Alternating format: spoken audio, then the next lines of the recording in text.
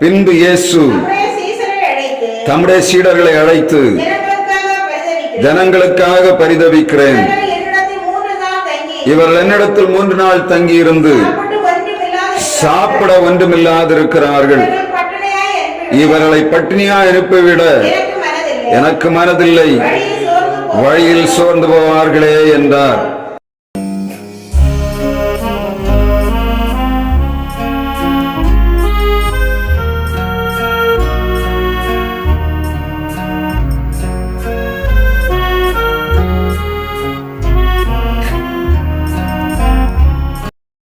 நம்முடைய பிதாவாகிய தேவனாலும் குமாரனாய் இயேசு கிறிஸ்துவனாலும் பரிசுத்த ஆவியினாலும் உங்களுக்கு கிருபையும் சமாதானமும் இந்த உபவாச கூடுகையிலே உண்டாவதாக. வாசிக்கலாம். மத்தேயு 15ஆம் அதிகாரம் 32ஆம் வசனம். பின்பு இயேசு தம்முடைய சீடர்களை அழைத்து ஜனங்களுக்காக பரிதவிக்கிறேன். இவர்கள் என்னிடத்தில் 3 நாள் தங்கியிருந்து சாப்பிட ஒன்றுமில்லாதிருக்கிறார்கள். இவர்களை பட்டினியா அனுப்பிவிட எனக்கு மனதில்லை, வழியில் சோர்ந்து போவார்களே என்றார். பின்பு இயேசு தம்முடைய சீடர்களை அழைத்து ஜனங்களுக்காக பரிதவிக்கிறேன். இவர்கள் என்னிடத்தில் 3 நாள் தங்கியிருந்து சாப்பிட ஒன்றுமில்லாதிருக்கிறார்கள். இவர்களை பட்டினியாய் அனுப்பிவிட எனக்கு மனதில்லை, வழியில் சோர்ந்து போவார்களே என்றார். உபவாச கூடுகையிலே கூடி வந்திருக்கிற நாம் அநேக நேரங்களிலே ஆண்டவரிடத்திலே விண்ணப்பங்களை வைக்கிறோம். அவரிடத்திலிருந்து நன்மையை பெற்றுக் கொள்ள வேண்டும் என்று எதிர்பார்க்கிறோம்.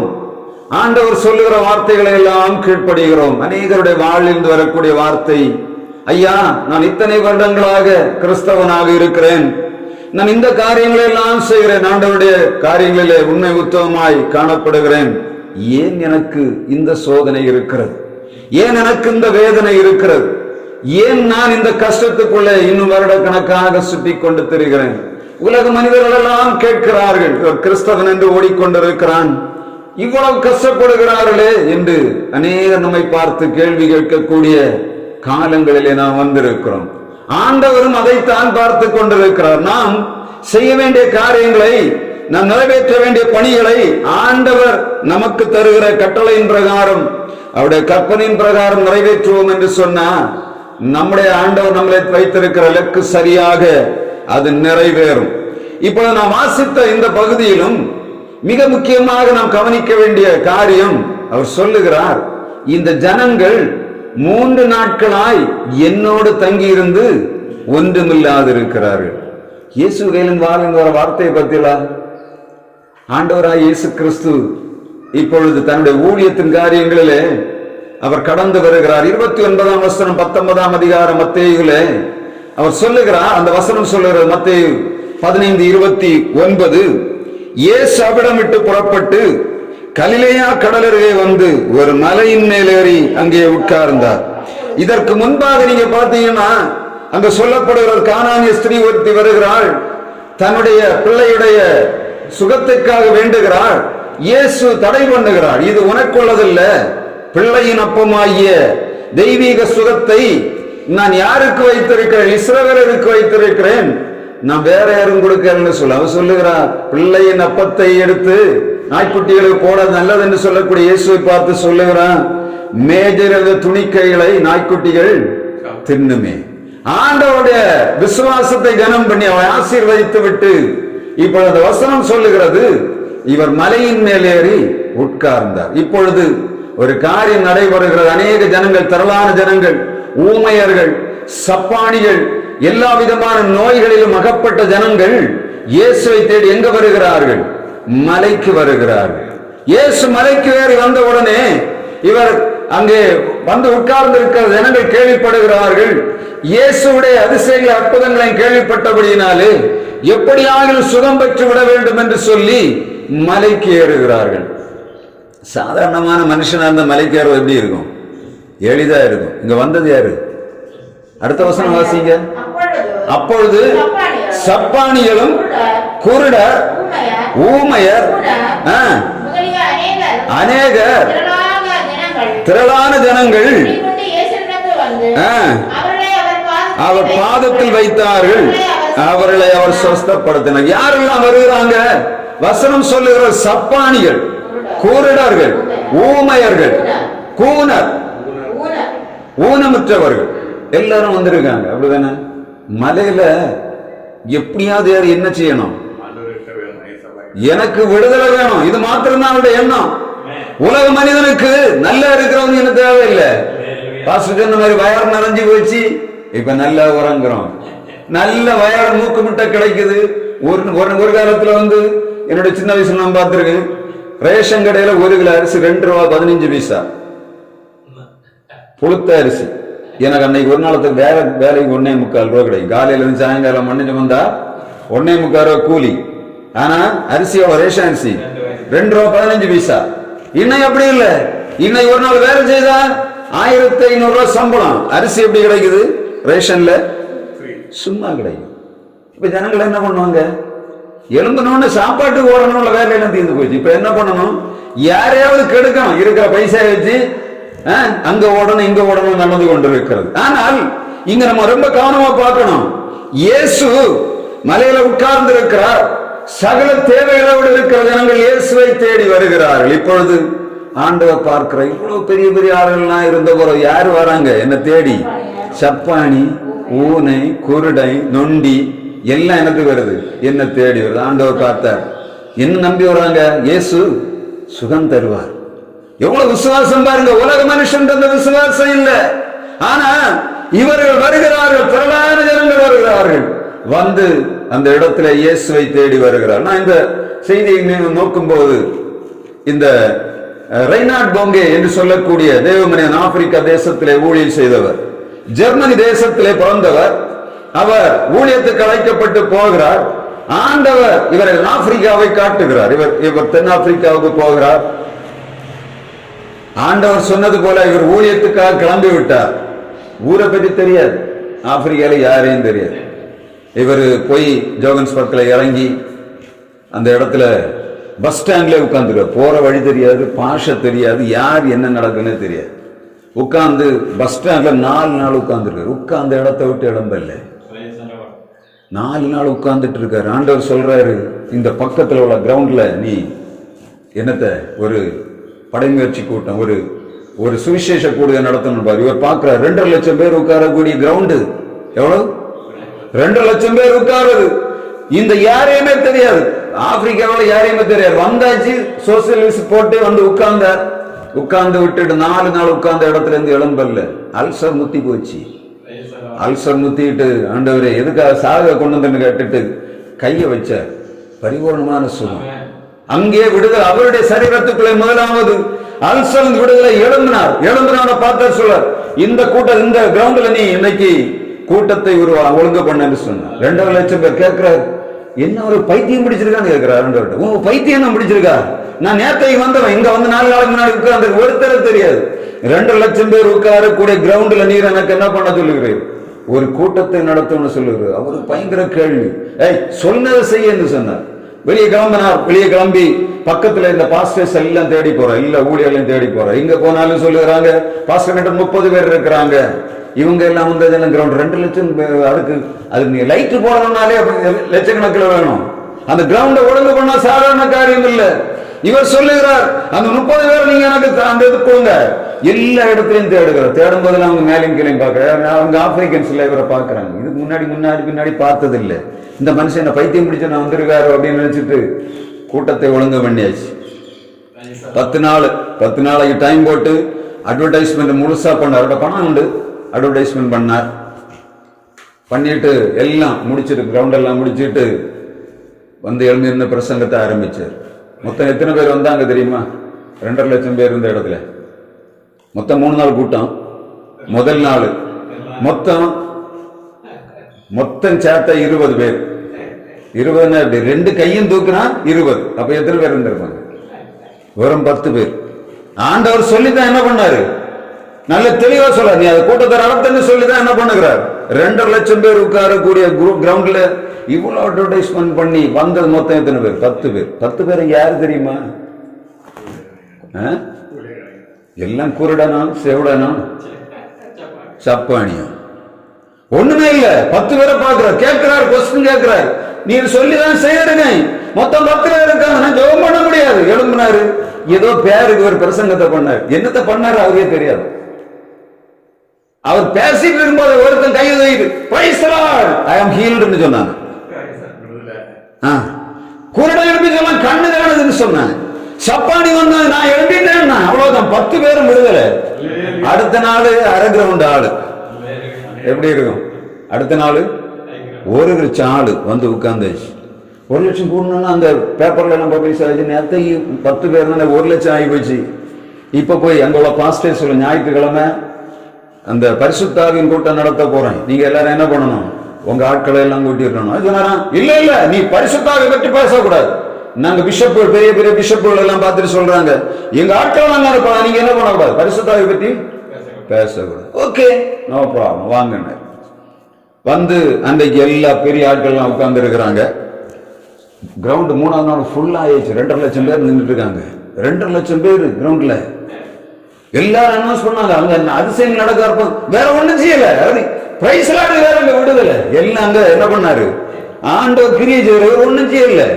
அவர் அல்லேலூயான்னு சொன்னோன்னு அங்க விடுதலை உருவாகுது. வந்துட்டு ஞாயிற்றுக்கிழமை, ஆண்டவரே ஞான பரிசுத்தாவை பற்றி பேசக்கூடாதுன்னு சொல்றாங்க, என்ன பண்ணலான்னு தெரியல. எல்லாம் பெரிய தலைகள் உட்கார்ந்துருக்கு. அப்படி வந்துட்டு கையை தூக்கிட்டு தேங்க்யூ ஹோலி ஸ்பிரிட், அவ்வளவுதான். இவ்வளவுதான் அவர் செய்தது. ஒரு பிரசங்கம் பண்ணார், தேங்க்யூ ஹோலி ஸ்பிரிட். ஐயோ, அங்க மாலை வந்த மாதிரி பரிசுத்தாவி அங்க ஆண்டவர் ஊற்றினார். அவன் விழுந்து புரண்டு இருக்கான் பரிசுத்தாவி. இவனை பார்த்துட்டு இருக்காங்க யாரு, பிஷப் எல்லாம் பார்த்துருந்து சொல்றாங்க, என்னடா பைத்தியம் பிடிச்சு போச்சு, அந்த ஆளை பிரசங்கம் பண்ண விடாங்க. அவர் பிரசங்கம் பண்ணல. நடந்தது என்னது, பெரிய எழுப்புது. மரித்தவர் உயிரோடு இருந்தார். பெரிய அதிசயத்தை ரெய்னார்ட் பொங்கே மூலமாக ஆண்டவர் செய்தார். ஆண்டவர் ஒரு காரியத்தை செய்யும் போது என்ன பண்ணுவார், சரியா செய்வார். அவர் கடைசி காலம் அவர் ஜெயமா தான் வாழ்ந்தார். கடைசியில் அவர் சாகிற காலத்துல பாத்தீங்கன்னா ஒரு ஸ்ட்ரோக்ல தான் செத்தார். என்ன சொல்லுவாங்க, அவர் இருந்த ஆட்கள், அவர் போற இடங்கள் எல்லாம் மிகப்பெரிய கூட்டம். ரெய்னார்ட் பொங்கே போட்டு பாருங்க தெரியும். ஆப்பிரிக்கா கலக்கிற மனுஷன் அவரு. நான் ஒண்ணு செய்யல, நான் என்ன விட்டு கொடுத்தேன், ஆண்டவர் என்ன செய்தார், கிரியை செய்தார். திரளான ஜனங்கள் வருவதற்கு முதல் காரணமாக இருந்தது இந்த சப்பானியும் ஓமையும் கூறிடலாம். அதே தான் இங்கே நடந்தது. யாருக்கு, ரெய்னார்ட் பொங்கே ஊழியத்திலும் ஆரம்பத்தில் ஆண்டவர் செய்த அந்த வளர்ச்சியானதுக்கு ஆப்பிரிக்க தேசங்களை ஆண்டவருடைய சுவிசேஷத்துக்கு நேரம். இன்றைக்கு எல்லாம் தலைகளாக மாறி போச்சு. அதுக்கு பிறகு அந்த ஆட்கள் வந்து அந்த வல்லமை விஷயம் இல்லாதபடியெல்லாம் இன்னைக்கு தேசங்கள் ஆப்பிரிக்காவில் எல்லா கண்ட்ரிஸிலும் அதிகமாக முஸ்லீம்களால பெருத்தக்களால். நைஜீரியா எல்லாம் பாத்தீங்கன்னா இப்ப சொன்னா பார்த்தீங்கன்னா அங்கே கொலை செய்து கொண்டிருக்கிறார். ட்ரம்ப் இப்ப என்ன பண்ணார், ஆள் அனுப்பி கொண்டிருக்கிறார். கிறிஸ்தவர்களுக்கு உபத்திரவங்கள் அதிகமா இருக்கு. காரணம் என்ன, சபையானது வல்லமை இழந்து போச்சு. ஒரு காலத்தில் ஆண்டவருக்காக இன்றைக்கு வயர் நிறைந்தபடினால் என்ன பண்ணுறாங்க, தங்கள் சுயத்தை பார்க்க போய்விட்டார்கள். ஆண்டவரை பற்றி எண்ணம் இல்லை. ஆண்டவர் விடுதலை தருவார் என்ற எண்ணம் ஒருவருக்குமே கிடையாது. இன்னைக்கு நான் பார்த்தேன், நான் நிக்கிற இடத்துல பார்த்தீங்கன்னா ஒரு வாரமா எனக்கு பல்வலி நான் தாங்க முடியாது.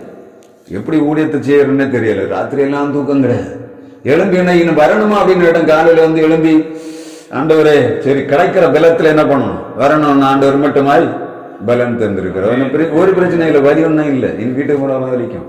என்ன சொல்ல வரேன்னா, ஆண்டவர் தம்முடைய பிள்ளைகளுக்கு கொடுக்கிற ஆசீர்வாதத்துல என்ன இருக்கு, அதுல பரிபூர்ணமான ஆசீர்வாதம் இருக்கிறது. இங்க நீங்க பாத்தீங்கன்னா ஆண்டவர் முதலாவதாக மலையிலே பெயர் ஏறி உட்கார்ந்த உடனே திரளான ஜனங்கள் வருகிறார்கள். வந்து ஆண்டவர் என்ன பண்ணுகிறார், 3 நாள் பிரசங்கம் பண்ணியிருக்கிறார். எப்படி, அப்படிதானே இல்லையா? கொஞ்சம் யோசித்து பாருங்க.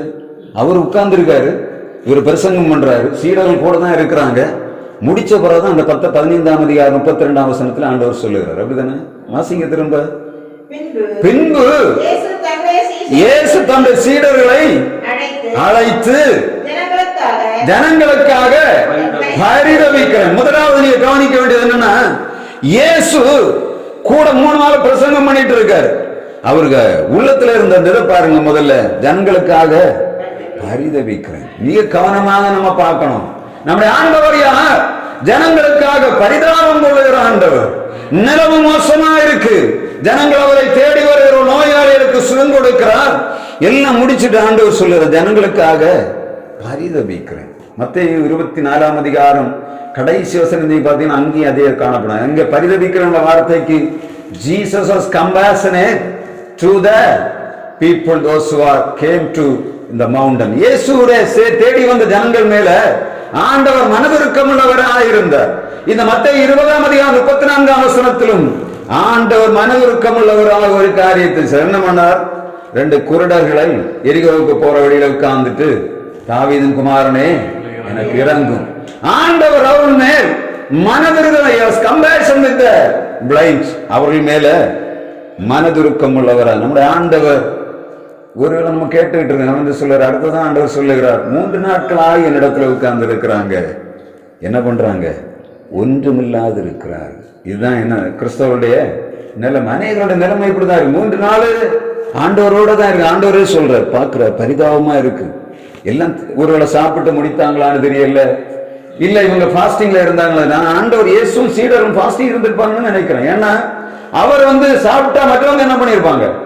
சாப்பிட்டு இருப்பாங்க. இப்ப அவர் என்ன சொல்லுறார்? 3 நாளா இருக்க நம்ம என்ன பண்ணோம்? வெளியே இருக்க ஆட்கள் கையில கொண்டு போனவங்க என்ன ஒழிச்சு கொண்டு போய் சாப்பிட்டு வந்து உட்கார்ந்து இருப்போம். சிலர் என்ன பண்ணுவாங்க? 3 நாள் இன்னைக்கு விடுதலை கிடைக்கும் போயிடலாம் அப்படின்னா 3 நாள் தொடர்ந்து பிரசங்கம். என்ன பண்ற ஜனங்களை போகக்கூடாது. ராத்திரியும் பகலும் பண்ணாரான்னு தெரியல, அப்படிதானே? ராத்திரியும் பகலும் பண்ணிருக்கணும், அப்படிதானே? 3 நாள் தொடர்ந்து. அந்த ராத்திரி என்ன வெளிச்சம் இருந்தாலும் தெரியல, தொடர்ந்து 3 நாள் பிரசங்கம் பண்ண போட்டிருந்தா என்ன? 3 நாள் தொடர்ந்து பிரசங்கம் பண்ண போட்டிருந்தா என்ன அடையும்? புக்கு கொள்ளுமா? கொள்ள 3 நாளாக என்ன பண்ணுகிறார்? அவர் சொல்லுகிறார், ஜனங்களுக்காக பரிதபிக்கிறேன். காரணம் என்ன? இப்ப 3 நாளும் என் கூட உட்கார்ந்து இருக்கிறாங்க. இவர்கள் என்ன பண்ணுகிறாங்க? ஒன்றுமில்லாது இருக்கிறார்கள். அநேகருடைய நிலைமை இப்படிதான் கிறிஸ்தவ உலகத்தில். இன்னைக்கு நான் சொன்னேன் முதல்ல, ஆண்டவருக்காக நேற்றைக்கு ஒரு ஆள் பேசுது, பாஸ்டர் ஒரு லேண்டு வித்தேன், 3 லட்சம் ரூபாய் கிடைச்சது. 3 லட்சம் தான் சொல்லுவாங்க. அந்த தந்ததுல 10% 3 லட்சமா 30 லட்சமா சொல்லிச்சு. 10 லட்சமா 1 லட்சம் ரூபாய் கொண்டு போய் சர்ச்சைக்காக என்ன பண்ணேன்? காணிக்க வச்சேன். எதுக்காக? சர்ச்சைக்கு இடம் வாங்குறதுக்கு, தசம பாகத்தை கொண்டு வச்சேன். ஆனா பாஸ்டர் நான் ஒவ்வொரு நாளும் கஷ்டப்படுகிறேன். வீட்டுக்கு போய் பார்த்தேன், வீட்டுல வெள்ளை அடிக்கிற 10 வருஷம் மேல ஆகிடும் வெள்ளை அடிக்க. அவங்க சொல்லுகிறாங்க, என்ன பாஸ்டர் வேதத்தின் பிரகாரம் தான் நடக்கிறேன், ஏன் எனக்கு சூழ்நிலை இப்படி இருக்கு? இப்படி அனைவருடைய கேள்வி இருக்கு. எப்படி? நான் 3 நாளைக்கு கூட தான் இருக்கு, இயேசுவோட கூட தான் இருக்கு. ஆனா என்ன இருக்கு? வெறுமை இருக்குது. அப்ப என்ன அர்த்தம்? ஆண்டவர் காணுகிறாரா இல்லையா?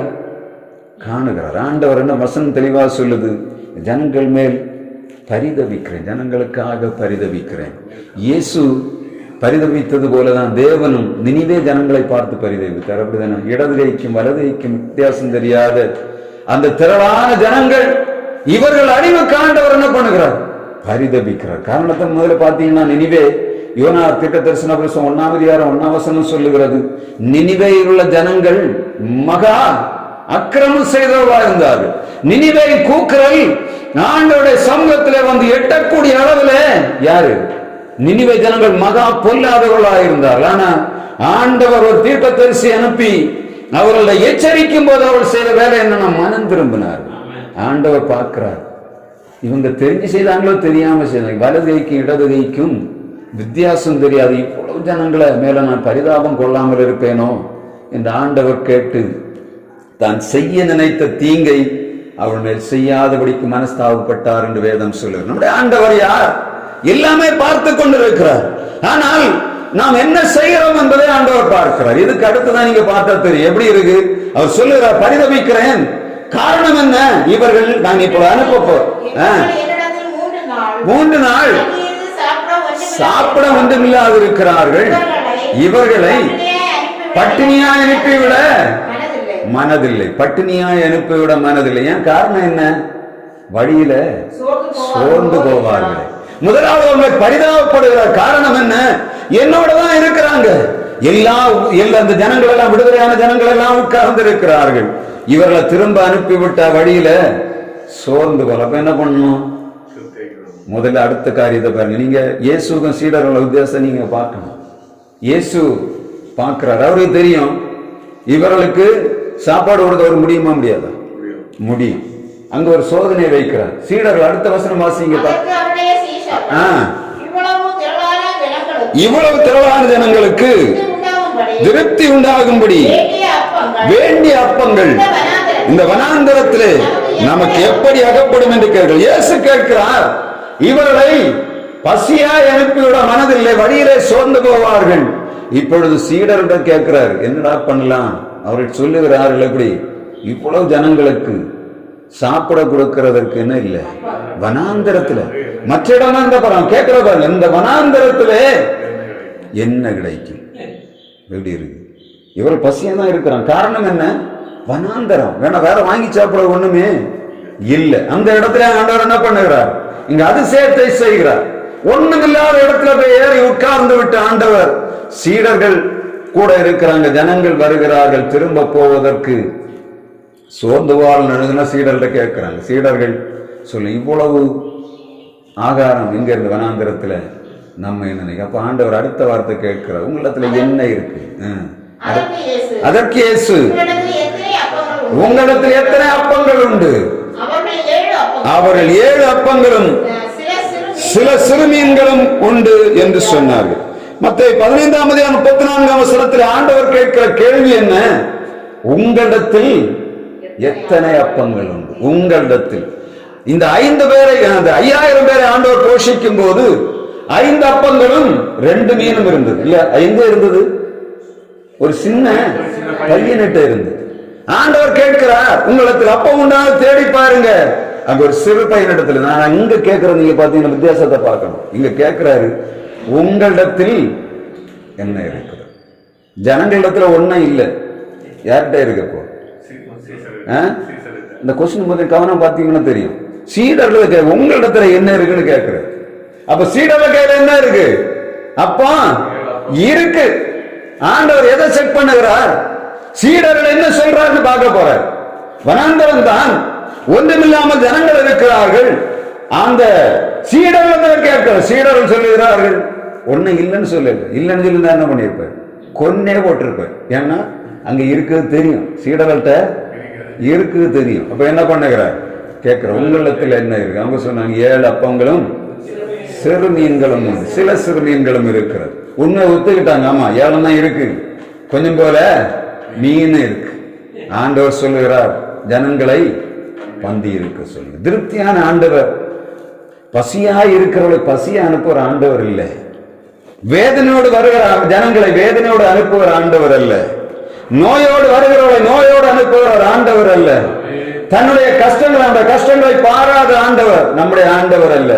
எல்லா வழிகளும் ஒன்றுமில்லாத போல தோணலாம், எல்லாம் அடைக்கப்பட்டது போல வறுமையாய் கிடக்கலாம். இயேசுவைத்தான் ஏற்றுக்கொள்கிறேன். காலையிலே சாயங்காலம் போய் ஆண்டவரிடத்தில் விழுந்து கிடக்கிறேன். என்னுடைய பெருமூச்சுகள் எல்லாம் அவருடைய சமூகத்துல தான் போகிறது. ஆனாலும் நான் எப்படி இருக்கிறேன்? வறுமையாய் இருக்கிறேன். என்னுடைய வாழ்வு இப்படித்தான் இருக்கு. அப்படியே வார்த்தையை கேட்டுக்கொண்டிருக்கிற யாரா இருந்தாலும், சூழ்நிலைக்குள்ள இருந்தா நீங்க திடப்பட வேண்டிய காரியம் என்னன்னா, ஆண்டவர் நம்மேல் பரிதாபம் கொள்ளுகிறவர், நமக்காக பரிதபிக்கிற ஆண்டவர் உண்டு. அது மாத்திரமல்ல, இல்லாத இடத்திலிருந்து இருக்கிற இடத்திலிருந்து இல்லாதவர்களுக்கு கொடுக்கிற ஆண்டவர். சீடரை பார்த்து கேட்கிறார், உங்களிடத்துல என்ன இருக்கு? இருக்கிறது என்ன பண்ணணும்? உண்மையிலே கொடுத்ததா அந்த ஆண்டவர் இவங்களுக்கு இல்லாம என்ன பண்ணிருக்கலாம்? நீ ஆண்டவர் சோதனை நீங்க பார்க்கணும்.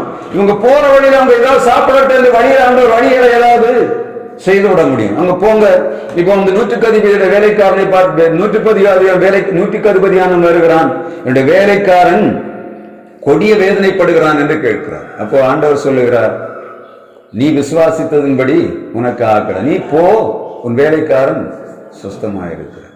அங்க அவர் என்ன சொல்லல, சீடர்கள் யாரையும் அனுப்பி விடல, ஒன்னும் கேட்கவில்லை. அவர் சொல்லுகிறார், அங்க உன் வேலைக்காரனை சுஸ்தமாக்கிட்டேன், நீ போ அப்படின்னு ஆண்டவருக்கு இவங்க அனுப்பி விட்டு வழியில ஏதாவது அவங்க போற வழியில சாப்பாட்டு உள்ள வழியை பண்ணுவாரா? பண்ண முடியாதா? பண்ண முடியும். ஆனா ஆண்டவர் கொடுத்த சோதனை மகா பெரிய சோதனை. சீடர்கள் கொடுக்கிற சோதனை சாதாரண சோதனை இல்லை. ஏதாவது சாப்பிட வச்சிருப்பாங்க, ஒழிச்சு அம்பளை என்ன பண்ணுகிறார்? கேட்டு வாங்கி இந்த ஜனங்களுக்கு டிஸ்ட்ரிபியூட் பண்ணணும்னு நினைக்கிறார். சீடர்கள் பசியா தான் இருந்தாங்க. சில நேரங்கள்ல, அநேக நேரங்களில் நீங்க பாத்தீங்கன்னா மத்திய 12ஆம் அதிகாரத்துல சீடர்கள் போற இடத்துல என்ன பண்ணாங்க? கதிர்களை கொய் தின்னத்துடன். காரணம் பசியா இருந்தாங்க. அப்ப என்ன பண்ணுகிறார் இவர்கள்? இவர்கள் கவனமா போறாங்க. எங்க போனாலும் சாப்பாடு கொண்டுதான் போறாங்க போல தோணுது. சும்மா போகல. ஆனா இவங்க கையில இருக்கிற ஆண்டவர் கேட்டு வாங்குற பதில என்ன பண்ணுற? அவங்கள்ட்ட கேட்கிற, நீங்க என்ன இருக்கு?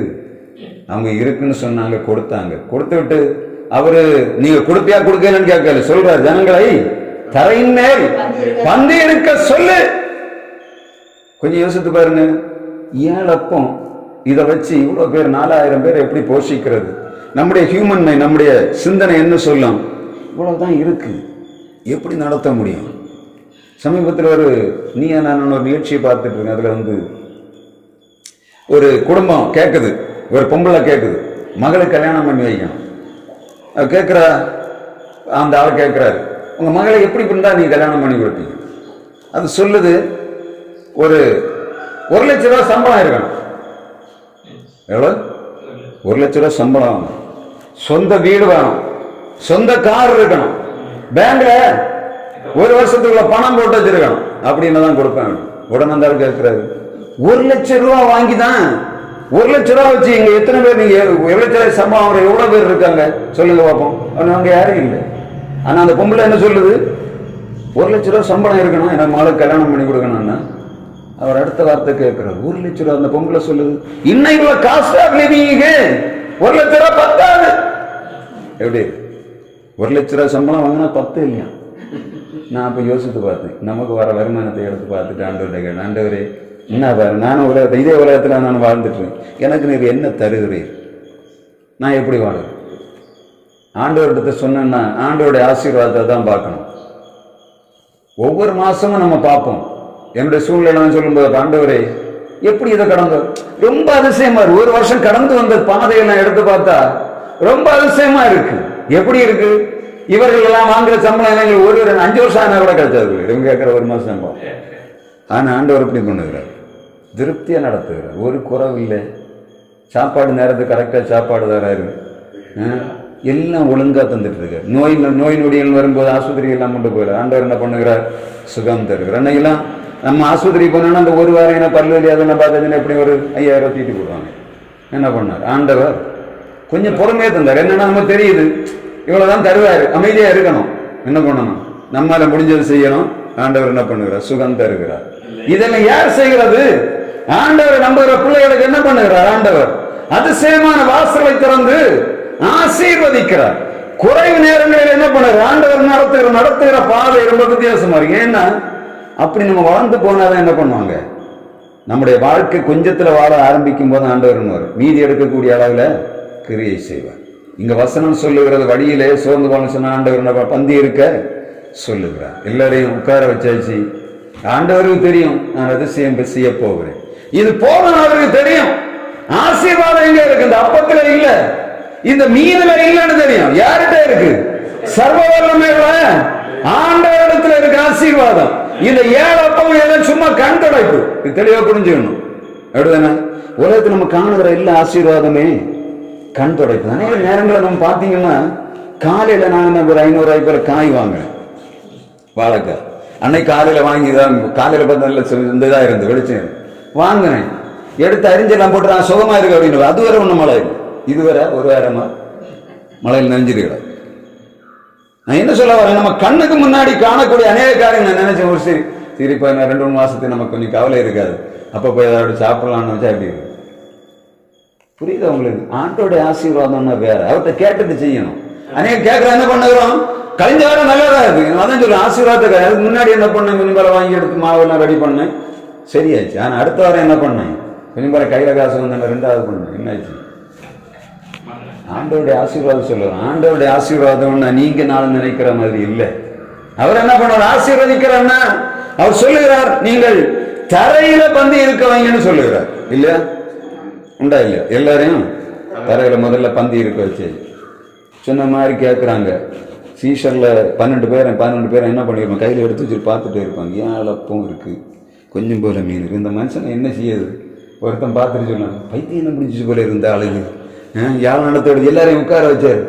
உட்கார வச்சுட்டு ஆண்டவர் என்ன பண்ணுகிறார்? வசனம் சொல்லு, வாசிங்க. இயேசு அதை என்ன பண்ண, 7 அப்பங்களையும் மீன்களையும் எடுத்து ஸ்தோத்திரம் பண்ணி விட்டு கையில கொடுத்தார்.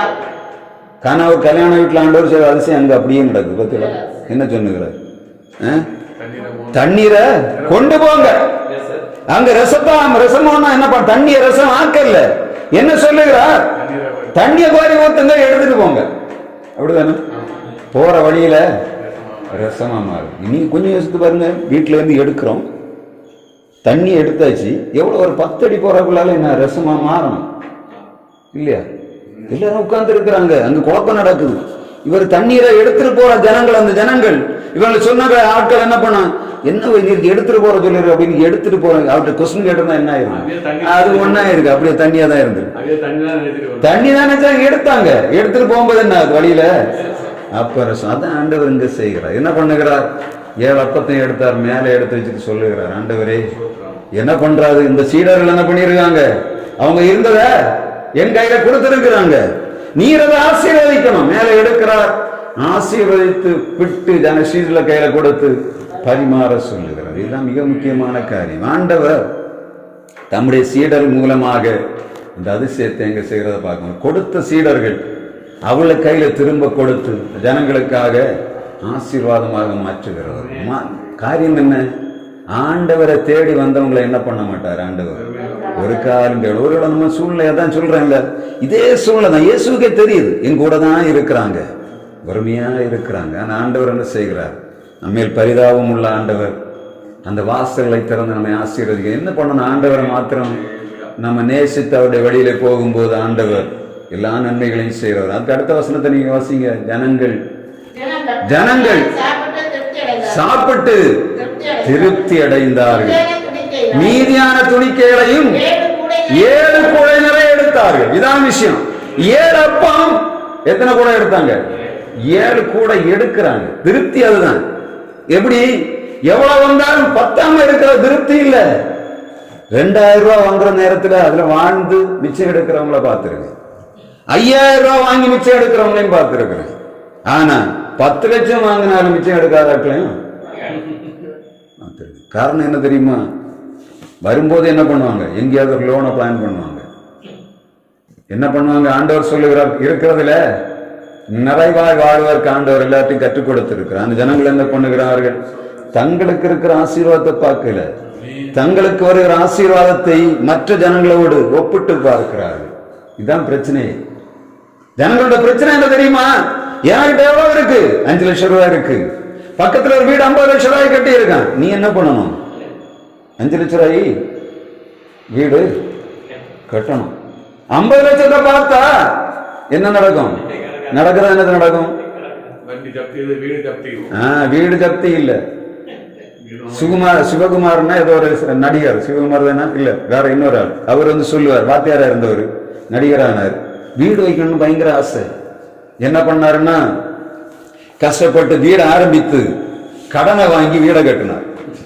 வீடை கட்டி விட்டு அன்னைக்கு கிரகப்பிரவேசம் பால் காய்ச்சற அன்னைக்கு கடன்காரன் வந்து நிற்கிறான். சாவி எடுத்து கடன்காரன் கொடுத்துட்டு அன்னையே வெளியே போனார். வரலாறு வரலாறு.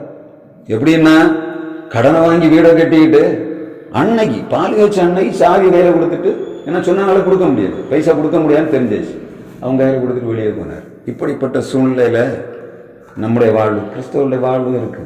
ஏன்னா வருமானத்துக்கு அதிகமாக செலவு பண்ணி பழகிட்டோம். எதனால பண்ணுகிறோம்? நமக்கு வருகிற ஆசீர்வாதத்தின் அளவுக்குள்ள நின்று வாழ தெரியவில்லை. என்ன பண்ணுகிறோம்? மற்றவர்களை பார்க்கிறோம். ஏன்னா அங்க அண்ணன் வந்து 50 லட்சத்துக்கு கட்டிடுறேன், நானும் என்ன பண்ணணும்? அதை போல கட்டணும். பிறகு என்ன ஆகும்? யானை ஆட்டுக்குட்டி 2 இருக்காது சொல்லுவாங்க. அதே மாதிரி அன்னையோட வாழ்வு மாறி போகுது. நம்ம செய்ய வேண்டிய வேலையை ஆண்டவர் தருகிறதுல நிறைவா வாழணும். தரையில உட்காருதுன்னா தரையில உட்காரணும். தரையில உட்கார மாட்டேன், நான் குஷன்ல தான் உட்காருன்னா என்ன பண்ணுறது? கள்ள நோட்டு தான் அடிச்சோம், அப்படிதானே? ஆண்டவர் சொல்ல தரையில உட்காரவங்க எல்லாரும் உட்கார்ந்தாங்க. ஆண்டவர் பிட்டு பரிமாறினார், இருந்ததுல வாழ்ந்தாங்க, மிச்சம் எடுத்தாங்க. நம்முடைய ஆண்டவர் தருகிற ஆசீர்வாதம் எப்படின்னா, சாப்பிட்டு போக மிச்சம் கண்டிப்பா வரும். அது கொஞ்சம் செக் பண்ணி வர. ஆண்டவர் தருகிற ஆசீர்வாதமா இருந்தா நமக்கு அது கவனமா இருக்கு. ஆண்டவர்கிட்ட சொல்ல, ஆண்டவர் நீர் தந்ததுல நான் திருப்தியா வாழ்கிறேன், பிறனை போல நான் வாழணும்னு ஆசைப்படல, எனக்கு நீர் என்ன தந்ததுல நிறைவாய் வாழும்படியா நான் வாழ்ந்து விட்டேன். சமாதானமா வாழுது ரொம்ப முக்கியம். இன்றைக்கு அதுதான் குறைஞ்சு போய் ஜனங்களுக்கு என்னன்னா, அவனை போல இருக்கணும், இவனை போல இருக்கணும், அவளை போல வாழணும், இவளை போல வாழணும். இப்படிதான் என்ன ஆகுது பிரச்சனை. நமக்கு ஆண்டவர் எதை தருகிறாரோ அதுல வாழணும். அதான் ரொம்ப முக்கியம். இவ்வளவுதான் வருது, அதுக்குள்ள நினைக்கணும், அதுக்குள்ள வாழக்கூடிய எல்லா வழிமுறைகளும் உருவாக்கணும். அதுதான் அந்த வாழ்க்கை தான் என்ன பண்ணணும், சக்சஸ்ஃபுல் லைஃபா இருக்கு. எல்லா ஆட்களும் சொல்லுவாங்க, நான் மிச்சம் வச்சுட்டு போறேன். வசனம் மிக தெளிவாக சொல்லுகிற, வீடும் ஆஸ்தியும் யாரு? பிதாக்கள் வைக்கும் சுதந்திரம். புத்தியுள்ள மனைவியோ கர்த்தர் அருளும் ஈவு. புத்தியுள்ள மனைவி இருந்தாதான் வீடும் ஆஸ்தியும் பிள்ளைகளுக்கு வைக்கப்படும். புத்தி இல்லாத மனைவி கிடைச்சா என்ன ஆகும்? வீடு ஆஸ்தியும் வேற இடம் கொண்டு போகும். அதான் வசனம் மிக தெளிவாக சொல்லு. எப்படி? வீடும் ஆஸ்தியும் பிதாக்கள் வைக்கும் சுதந்திரம், புத்தியுள்ள மனைவியோ கர்த்தர் அருளும் ஈவு. புத்தி இல்லாத என்ன பண்ணுவான்? தன் வீட்டை தானே இடித்து போடுகிறாள். புத்தி இல்லாத ஸ்திரீ தன் வீட்டை தன் கையாலேயே இடிக்கிறாள் சொல்ற. இதான் கொடுமை. தன் வீட்டை இடிக்கிறவ யாரு? புத்தி இல்லாத ஸ்திரீ. கட்டுகிறவ யாரு? தன்னுடைய புத்தியுள்ள ஸ்திரீ தன் வீட்டை இருக்கிறதுல நிறைவா கட்டுவா. அவளுக்குள்ள திருப்தி இருக்கும், சமாதானம் இருக்கும். ஆண்டவர் தந்த வாழ்வு இதுன்னு தெரியும். அந்த வாழ்வுல நிறைவா வாழ முடியும். திருப்தியாக வாழ்வதுதான் ஆண்டவர் நமக்கு தருகிற மிகப்பெரிய ஸ்லாக்கியம். மற்றவர்களை போல கம்பேர் பண்ணாம நமக்கு தந்த வாழ்வு தான் என்று சொல்லி வாழ்வோம் என்று சொன்னா நாமும் வாழ்வோம். நம்முடைய பிள்ளைகளுக்கு ஆசீர்வாதத்தை வைப்போம், திருப்தியாக வாழ்வோம். பிறரை கம்பேர் பண்ணாம வாழ்வதற்கு ஆண்டவர் இரக்கம் பாராட்டுவார். கர்த்தருடைய வசனம் தெளிவாக சொல்லுகிற வாசிங்க 15ஆம் அதிகாரம் 32ஆம் வசனம். பின்பு இயேசு தம்முடைய சீடர்களை அழைத்து, ஜனங்களுக்காக பரிதபிக்கிறேன். இவர்கள் என்னிடத்தில் 3 நாளாய் இருந்து சாப்பிட ஒன்றுமில்லாமல் இருக்கிறார்கள். இவர்களை பட்டினியாய் அனுப்பிவிட எனக்கு மனதில்லை, வழியில் சோர்ந்து போவார்களே என்றார். இது கடைசியில் நீங்க பாத்தீங்கன்னா ஜனங்கள் திருப்தியாக சாப்பிட்டு தங்கள் ஊர்களுக்கு போறார்கள். இயேசு மக்கதாவில் நிலைகளுக்கு போகிறார். சீடர்கள் ஜனங்கள் என்ன பண்ணாங்க? நோயாளியா வந்தவங்க விடுதலை பெற்று போனாங்க. பசியோட வந்தவங்க பசியாறி போனாங்க. பிசாசின் பிடியில வந்த ஜனங்கள் பிசாசின் பிடியில விடுதலை ஆகி போனாங்க. ஒரே ஒரு காரியம் நடந்தது. என்னத்த? ஜனங்கள் இயேசுவை தேடி போனார்கள். 3 நாளாச்சுன்னு பார்க்கல, ஆண்டோடைய வார்த்தையை கேட்டார்கள், விடுதலை அனுபவித்தார்கள், உலகத்தில் ஆசீர்வாதமா வாழ்ந்தார்கள். தேவனுடைய பிள்ளைகளாகிய நாம் உலக ஜனங்களுக்கு, நம்மை பார்க்கிறவங்க நம்ம படுற கஷ்டத்தை மாத்திரம் அல்ல, நம்முடைய நிறைவான வாழ்வை பார்ப்பாங்க.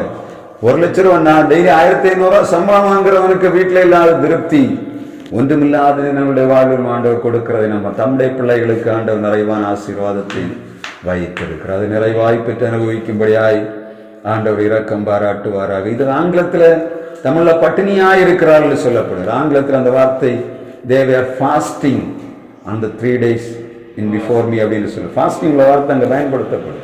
நான் ஃபாஸ்டிங் எடுத்து பார்க்கும்போது தான் பார்த்தேன், அவர்கள் உபவாசம் தான் இருந்திருக்கிறாங்க, பட்டினி இல்லை. உபவாசமாக இருந்த ஆண்டவருடைய வார்த்தையை கேட்டார்கள், ஆண்டவர்களை திருப்தியாக்கி அனுப்பினார். நம்முடைய வாழ்விலும் எல்லா குறைகளும் நம்ம ஒரு காலத்தில் யோசித்து பார்த்தோம்னா தந்தது மேல நிறைவாக வாழ்ந்தோம். இன்றைக்கு அநேக நிறைவேற்ற வாழ்வு, எந்த சூழ்நிலைக்குள்ள கடந்து போய் நிறைவேற்ற வாழ்வு வாழுகிறார்கள்னு தெரியல. என்ன பண்ணணும்? ஆண்டவர் தந்த ஆசீர்வாதங்களை அவருக்கு நன்றி செலுத்தி, ஆண்டவரே எனக்கு தந்திருக்கிற ஜீவன் சுகம்பரன் உலக மனுஷனுக்கு கொடுக்கவில்லை. இன்னைக்கு அநேக ஜனங்கள் ஏராளமான பணங்களை வைத்து விட்டு வீடுகளுக்குள்ள வாழ முடியவில்லை. பிரச்சனை, கோர்ட்ல வந்து கிடக்குறாங்க, ஆஸ்பத்திரியில கிடக்குறாங்க, போலீஸ் ஸ்டேஷன்ல வந்து கிடக்குறாங்க. ஆனா ஆண்டவர் என்ன பண்ணுகிறார்? நிறைவான வாழ்வை தர. குறைவுகள் உண்டு, குறைவில்லைன்னு சொல்லல. அந்த குறைவு ஆண்டவருக்கு தெரியும் என்ற உணர்வு வேணும். எப்போ நான் தான் சொல்லுவேன். அநேகர் கேட்கிறான், கேட்கும் போது நான் சொல்லுவேன், நான் போகிற சூழ்நிலை எனக்கு ஆண்டவருக்கு தெரியும். யாருக்கு தெரியாண்டா? உலக மனுஷனுக்கு தெரியாது. உலக மனுஷன் மேல பாக்குறான், உங்களை அப்படிதான் பார்ப்பான், மேலதான் பார்ப்பான். ஆனா நீங்க போற பாதை எல்லாம் யாருக்கு தெரியும்? ஆண்டவர். அவர் பரிதவிக்கிற ஆண்டவர். நம்முடைய சூழ்நிலைகள் ஆவற்றையும் பார்த்து நம்ம பரிதாபம் உள்ளவராய் நம்மை ஆசீர்வதிக்கிற ஆண்டவருக்கான உணர்வு நமக்கு வேணும். உபவாச கூடுதல் வரும்போது எப்போ நான் சொல்ல, ஆண்டவரிடத்திலிருந்து ஒரு ஆசீர்வாதத்தை பெற நம்மை தாழ்த்தி ஆண்டவருடைய சமூகத்திலே நம்மை நிறைவாக தாழ்த்தி அவரிடத்தில் ஆசீர்வாதத்தை பெறணும். உபவாச கூடுதல் என்ன சும்மா இல்லை, விலையேறப்பெற்ற நேரம் ஆண்டவருடைய சமூகத்திலே நான் வைக்கிற நேரம். அதை நம்ம சரியா பயன்படுத்தணும். எல்லா காரியங்களும் செய்யணும். ஆனால் உபவாசத்துல மாத்திரம் ஜனங்கள் என்ன பண்றது இல்லை, இருக்கிறது. உபவாசம் என்று சொல்வது ஆண்டவரோடு தனித்திருப்பது. அந்த வார்த்தைக்கு எபிரேய வார்த்தை சொல்ல தனித்து என்று சொல்லக்கூடிய தமிழ் வார்த்தை அப்படியே எழுதப்பட்டிருக்கு. எப்படி? ஆண்டவரோடு தனித்து அவரோடு வாசம் பண்ணுறது. அதுதான் உபவாசம். இந்த உபவாச கூடுகையில நாம் கடந்து வந்து நாம் ஆசீர்வாதத்தை பெறுவது மாத்திரமல்ல, நம்முடைய வாழ்வின் திருப்தியை இந்த உலகம் காணும். இவர்கள் கஷ்டப்பட்டார்கள், ஆண்டவருக்காக ஓடிக்கொண்டிருக்கிறார்கள், வாழ்வு சமாதானமாக இருக்கிறது. அதான் மிக முக்கியமான காரியம். வாழ்வுல சந்தோஷம் இருக்கிறது, திருப்தியாக வாழுகிறார்கள், கொடுக்கிறதுல நிறைவாய் வாழுகிறார்கள். இந்த வாழ்வு வேணும். கூடிய மட்டும் கடன் இல்லாதபடி நம்மை ஆண்டவர் நடத்துவாராக. தொடர்ந்து கர்த்தர்களோடு இடைபடுவாராக. ஆமென்.